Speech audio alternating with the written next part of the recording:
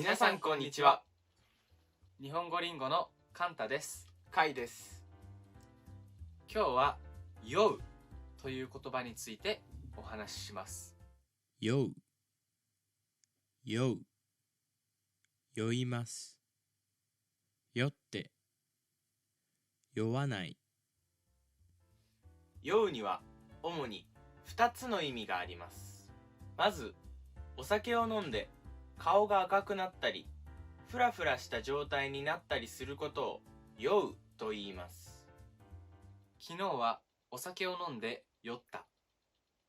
彼はお酒に酔うとよくしゃべる。ただし、この場合だけ酔っ払うという言葉を使うこともできます。彼は酔っ払うとよくしゃべる。カンタ、飲み行く？いいよ。でも、すぐ酔っ払うよな。お酒弱いんだよね。2つ目は、乗り物に乗って気分が悪くなるという意味です。車に酔う、船に酔うという風に使います。車酔いする、船酔いするも同じ意味です。なので、バスに酔うはバス酔いするということもできます。すぐ酔うことを酔いやすいと言います。ここで安いという表現についてお話しします。動詞のマス形のマスを取った形に安いをつけます。そうすると、するのが簡単だ、すぐするという意味になります。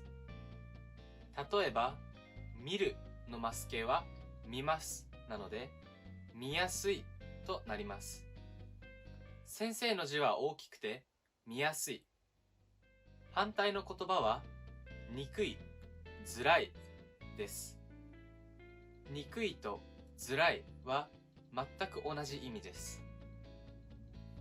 例えば、割れるのマス形は割れますですから、割れやすい、割れにくいとなります。グラスは割れやすい。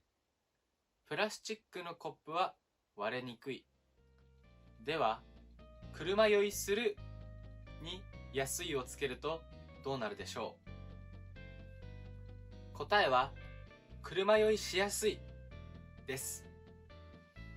カンタ、今度の日曜日空いてる？空いてるよ。じゃあ、一緒に釣りに行かない？いいよ。でも僕、船酔いしやすいから、酔い止めを飲まないと。そうだね。最後に、これは上級編ですが、酔うのもう一つの意味を説明します。人や物の魅力に没頭すること、魅了されることを言います。酔いしれるとも言います。彼の歌声に酔いしれる。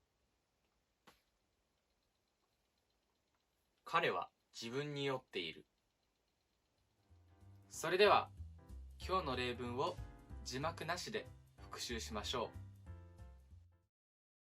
昨日はお酒を飲んで酔った。彼はお酒に酔うとよくしゃべる。彼は酔っ払うとよくしゃべる。カンタ、飲み行く？いいよ。でも、すぐ酔っ払うよな。お酒弱いんだよね。先生の字は大きくて見やすい。グラスは割れやすい。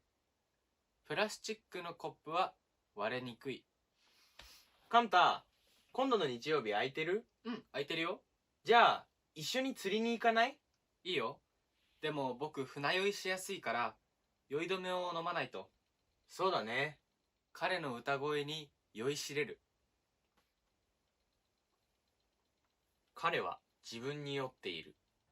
お酒に酔う、乗り物に酔う、魅力に没頭する。今日の動画は以上です。今日は酔うという言葉と安いという表現についてお話ししました。今日出てきた表現は日常会話でとても使いやすいので、皆さんもぜひ使ってみてください。質問や感想などあればコメント欄にどうぞ。ありがとうございました。